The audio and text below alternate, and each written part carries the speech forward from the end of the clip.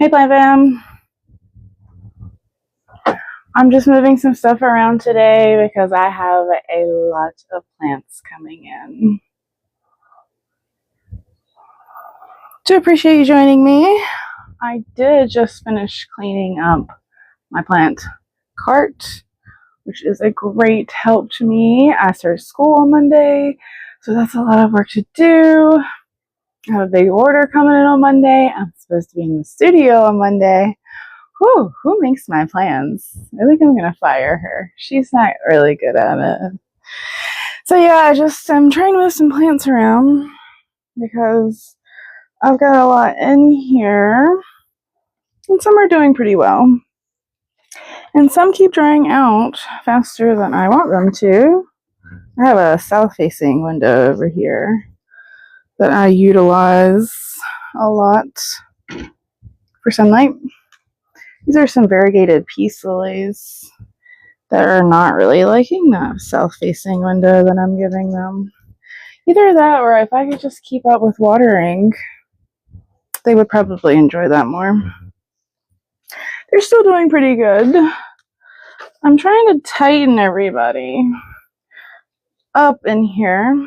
I like to give them more airflow when I can, but it turns out I can't right now because I have a lot of plants coming in.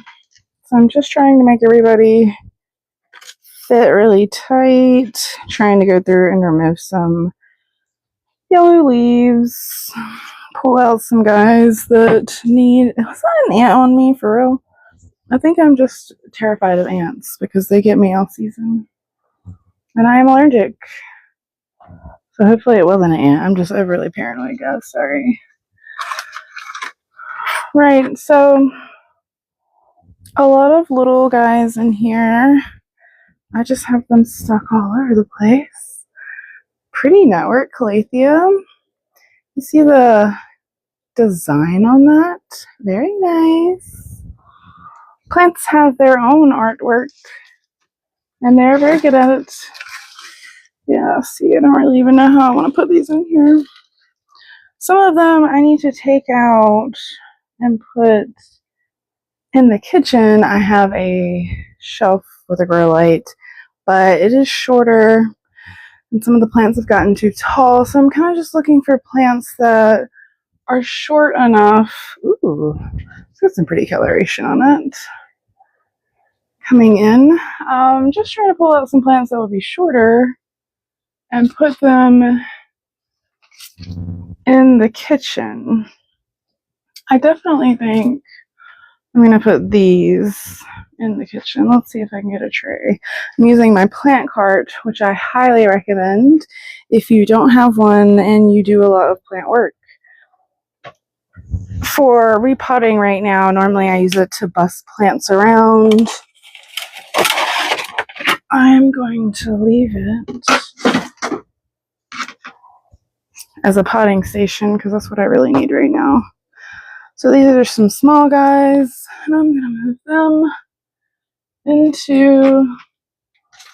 That guy needs help. Into the kitchen because, like I said, my grow light in there is a lot shorter, and I need some area for some tall plants. I need to combine some things. So I will show you guys what I'm pulling off here. It's basically like dyed back calatheas. They're gonna come back though, no worries. We all can be a little dramatic, but sometimes we just come back after we're done being dramatic, you know? We have to have our little moment of drama. I think we'll leave her in here. She's doing well. She's already popped back up. Some of these are having a hard time. Like, I've got some ferns, and they definitely look bad because they've been back there, and I didn't know they were this dry.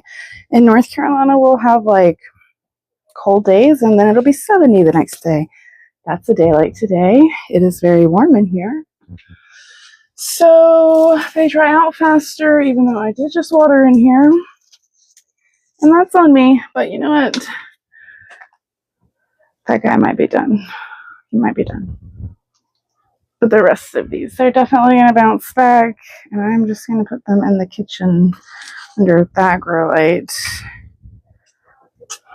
while they get ready to come back to life, so that I have some more room over here where the sun is for my props, because I just chopped a lot, especially like coleuses. We all chop a lot of coleuses. It's ridiculous, and they grow so fast. So I also need to put them all together somewhere because they are living wherever at this point. Just trying to condense here because I have a big plant order coming in on Monday, and I've got some guys that could scoot over quite a bit so that I can get some more plants in here. So these plants over here are primarily for sale. I do have some props mixed in. I'm being crazy and putting these variegated peace lilies over here because they get good sunlight. I want them to have good variegation, but I also have found that they're drying out a lot. And that's my bad, because I do know that it's a south-facing window, and whenever we have those really warm days, it gets hot. Let me show you guys this new leaf coming out. You know what? I don't really remember what it was. I don't know if you can see like the veins on that. It's super pretty. But I have it just propped in a 2-inch pot. I like to do my props right into soil because really that just works best for me. I have been propagating a long time, and I like it because you don't have to have the plant go through some stress when it's going from water to soil. This is one that I also propped in soil. It's a type of rubber tree, and I do that in small little pots to give them some time to grow. Don't know where this guy should live. So just trying to condense quite a lot. Sometimes I put my personal plants in here because I'm always working. This is a prop. Pretty prop. Like I said, sometimes I put my personal plants in here because I'm in here so much and I want to see them. These are some pretty ones that'll be going to the expo. I have an expo at the end of the month in Raleigh, or Raleigh, whichever we're going with these days. Funny. I have done so much propagating, and then I have so many other things that I need to attend to, like some of my succulents. This guy got a little crispy, but it does have some babies in here. I'm going to take that out, use the pot for something else. I will often, in the fall, whatever succulents I haven't sold, I will also just like come in there and like top them off and put them together, and they'll grow like little babies. I also like to use just some random little pot to throw all of my little leaves into and just let nature have at them whatever they will. I need to cut some yellow leaves off some of my personal plants. Just really attend to a bunch of things that I have started and not gotten all the way through to. I started school on Monday. I also plan to be in the studio because I sell pottery as well. Like this little guy is just a prop, scraggly bones. Probably going to put him under the shorter grow light for now. I need some more of the bigger space for a shelf that I need for some plants coming in. So I'm trying to really just condense here as best as possible. I have been doing a lot of propagation work. I've got my plant cart here. So these guys are probably goners. I can pull out my bucket down here out of my plant cart and just toss the dirt, put the pot aside, wash that, and make sure that I can use it again. So that's helpful. I'm also using my nursery soil, throwing it into raised beds outside that I'm trying to fill. Like anytime I'm creating a raised bed outside and I need stuff to fill it, I'm composting in it. I'm throwing all of my used potting soil in there. Whenever I'm repotting, or if I'm scared I have like a pest issue or something, I'm going to compost it out in some raised beds. But I am also going to give the raised beds a few months to think on that, to cook down and figure it out, let the microorganisms do all of their jobs before I'm planting in it, especially if I'm planting food. Now, if I'm planting flowers, yeah, I probably don't care how fast that cooks. I'll probably plant something right on top of it. But food is one that you don't want to do that with, because you could still transfer a lot of bacteria and things as such to your food. Look at this beautiful suntress on this Hoya. It's just so pretty. It's beautiful. I love it. I love it, but I'm thinking the grow lights need to go towards something else. I really can't just decide because there's a lot of plants. I'm sure you guys know, if you have a lot of plants as well, rearranging them can be like a unfun or fun game of Tetris. Sometimes it is fun, sometimes it isn't at all. But I did just start doing something different with moss poles. I've got some untreated wood. These are like some shavings that I got from Lowe's for free, and I'm using those for poles because I do believe that they are going to root into those. I have used some sticks before and the roots have stuck to them wonderfully and grown, so I'm going with that because it can be hard to keep your sphagnum moss moist if you have a moss pole, if you build your own moss poles. And I do have a few that I have used and I still have good success with them, but the moisture fluctuation, it can be damp and then it can dry all the way out, and that will kind of kill off those roots. So that is something you want to look out for if you are using moss poles. So like I said, I'm going with just this untreated stick of wood, and this is a variegated burl marks. Very beautiful variegation. I am keeping it under a grow light. The grow light is a little bit, I would say it's almost a foot above, and that's where I like it, to keep the variegation nice but to also not burn the leaves. That's something you want to make sure of. So I cleaned off my plant cart today. If you guys have space, bar carts on Amazon are great plant carts. So I've got my repotting stuff up here, and that just helps me maneuver it around to what I'm doing. I've got all my supplies, and then, like I said, my bucket below that I throw all of my used potting soil into. And a lot of times, most times it's not set up for potting. A lot of times I'm using it to cart plants through my house from here to the truck, or from the truck to here, or wherever it is I'm carting plants, especially the bigger ones. So it's super helpful for that. It fits in the doorways nice and all of that jazz. See, most of the time I will cut back a lot of the leaves when I am propagating bigger plants with broader leaves, because you can lose a lot of moisture through the leaves. This is a type of Dieffenbachia, let me think, Starlight, something like that. And I did just go in there and just chop it and stick it right into some soil, because I believe I have it like that. And that is mostly how I've done it. And then I'll just wait until the leaves turn yellow. Sometimes I'll remove them. I don't know. It's just however I'm feeling that day. At school, they call that cultural practice, because we all do something different. I'm going to throw these into my bucket because all that is going into my new raised garden outside, like I was mentioning. Yeah, I'm going to leave the rest of those on for now. They're like on the verge of being white and yellow. We don't know. We're gonna let it cook. I have a bunch of itty bitty props in here, but I don't really think that I want to move them. This little guy, just so many different things in here. I do think this stick should probably go into the shorter grow light, so we're gonna move that and allow the sunlight area to receive something with some leaves on it. I think that's smart. Check out this little prop that I have going on with these string of hearts.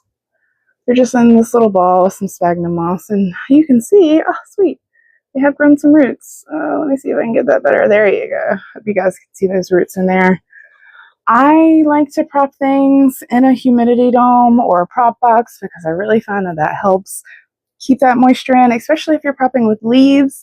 However, there is a delicate balance there. You don't want to get like fungus or bacterial issues on those leaves in such a damp environment.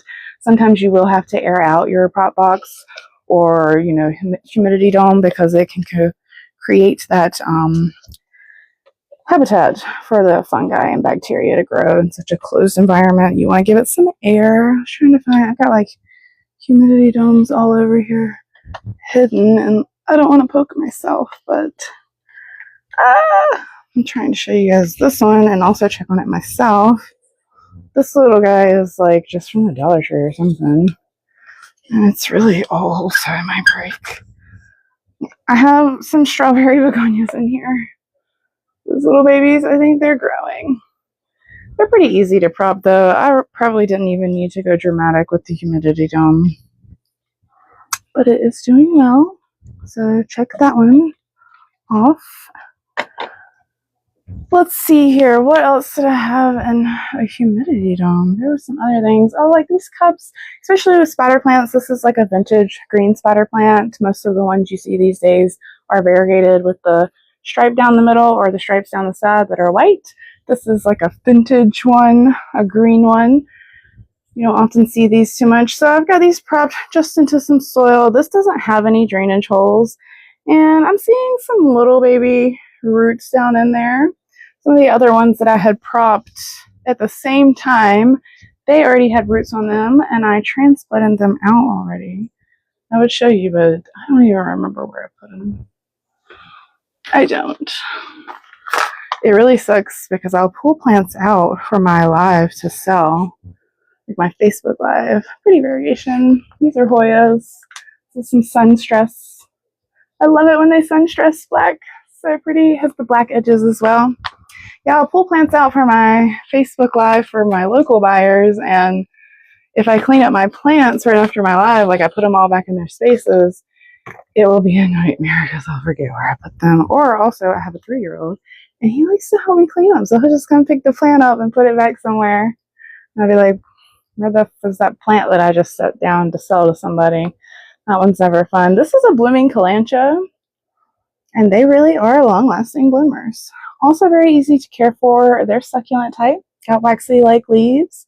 So the waxy-like leaves are really plants that you don't have to water much necessarily because they don't lose their moisture as fast as plants without waxy leaves because they have that little waxy cuticle. So these are just some props that were growing. Let's get brave. I'm going to check on this tray up here. Oh, I already have one trying to fall. Get back in there, guy. It's a coleus. Of course the coleus wants to be angry. I got a lot of these coleus from NC State. That's where I go to school for agriculture and horticulture. And they seem to like be the favorite ones. They like to pass out at the free events or the college events. Some different type of ones. Also have some little stringy things in here propping. Like I said, I just prop those right into soil. All of this has been propped right into soil and stuck up there just under that grow light. And sometimes things don't make it. And that's fine. We'll just empty that out. Restart the process. Yeah, this is a vintage green spider that I have propped in there. These are some of my like lower end plants that are kind of common. And that's why they're all the way up here. But I do need to condense a lot of those as well, because they're ready to go in bigger spots.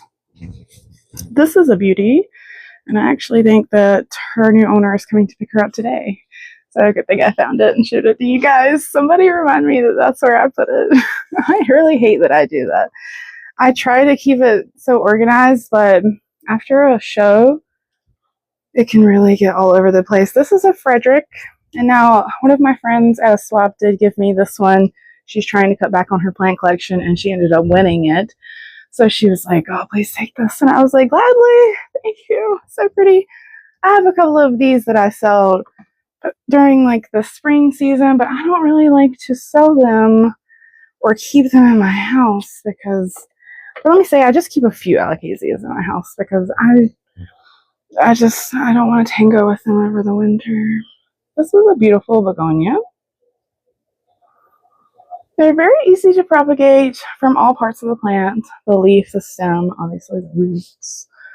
This is pretty. I don't even know if it's capturing the beautiful colors on that. It's called a silver dollar. But yeah, I just wanted to get up here and show you guys some of the plants that I'm trying to condense here in my plant collections. I got like 170 some coming in on Monday. These are some pretty silver dragon alocasias that I probably, I know I just told you guys that I don't like to keep a lot in my house over the winter. But for some reason, I was like, look at this giant alocasia doing so well, having all these babies. Let me, put that under a lot of stress. Why not? That sounds like a genius idea. And it looks like they need watering. I'm already failing at that, you guys. 17 years of doing plants, and I'm still not got it down yet. This is a beautiful strawberry shake philodendron propagation right into soil. Like I said, that's just the easiest method for me. I've been propping plants for 17 years, and I started that in water. But I would say probably about 5 years ago or so, I found that it was faster for me to propagate them into soil. Now you do have to make sure you pay attention to them a little bit more. You want to make sure that they don't dry out. You may want to make sure that they don't get too wet. That can be a delicate balance. But I'm selling most of these plants, so I need them to grow as fast as possible.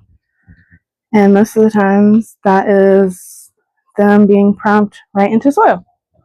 All right, plant fam, I think I'm going to go move these plants into the shorter grow light, bring some new ones in here, just organized. Do make sure you follow me so that you can see all the new plants that I am bringing in on Monday.